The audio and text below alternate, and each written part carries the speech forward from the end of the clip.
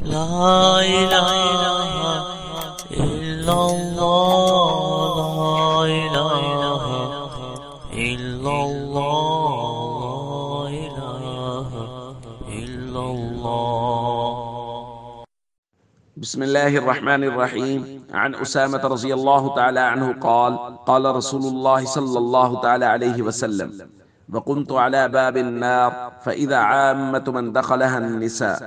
رواہ البخاری۔ نبی کریم صلی اللہ علیہ وسلم نے ارشاد فرمایا، اور میں نے جہنم کے دروازے پر کھڑے ہو کر دیکھا تو اس میں اکثر داخل ہونے والی عورتیں تھیں۔ یہی مضمون بخاری شریف کی ایک دوسری روایت میں ہے۔ تو صحابہ اکرام نے عرض کیا: بما یا رسول اللہ، یا رسول اللہ ایسا کیوں ہے کہ عورتیں زیادہ کیوں ہوں گی جہنم میں؟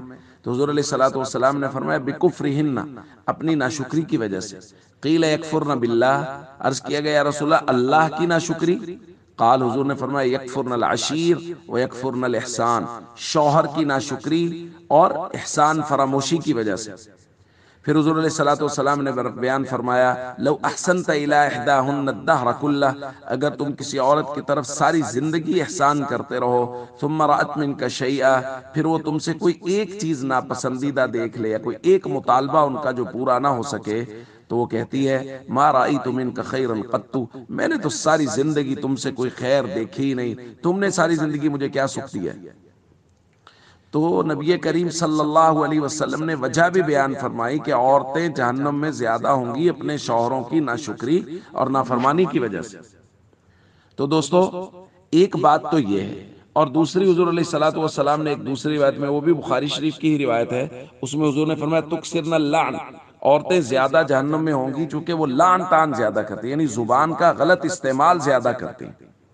تو ہمیں یہ پیغام خواتین تک ضرور پہنچانا چاہیے کہ وہ ان دو باتوں میں بہت احتیاط کریں۔ ایک تو زبان کا استعمال بہت احتیاط سے کریں، جھوٹ، چغلی، بہتان بازی اور لعن تان سے بچیں، اور دوسرا اپنے شوہر کی ہمیشہ فرما برداری بھی کریں اور اس کی احسان مند رہیں۔ اگر خدا نخواستہ کبھی کوئی ایسی چیز جو خلاف مزاج سامنے آ جائے شوہر کی طرف سے، یا کوئی مطالبہ جو پورا نہ ہو سکے، تو اس کے باوجود بھی ناشکری نہ کریں، بلکہ ہمیشہ شکر کے کلمات زبان پر رکھیں تاکہ قیامت کے دن اللہ رب العزت جنت نصیب فرمائے۔